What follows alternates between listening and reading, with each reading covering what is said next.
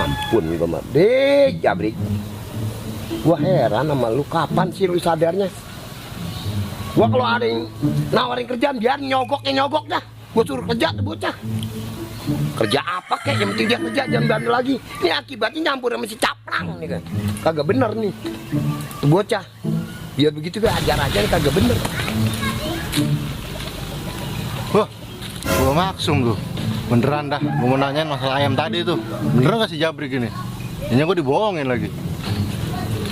Assalamualaikum. Waalaikumsalam. Pak RT. Iya, Pak. Duduk Sehat? Pak, duduk. Iya. Alhamdulillah sehat. Pak RT juga sehat. Alhamdulillah sehat.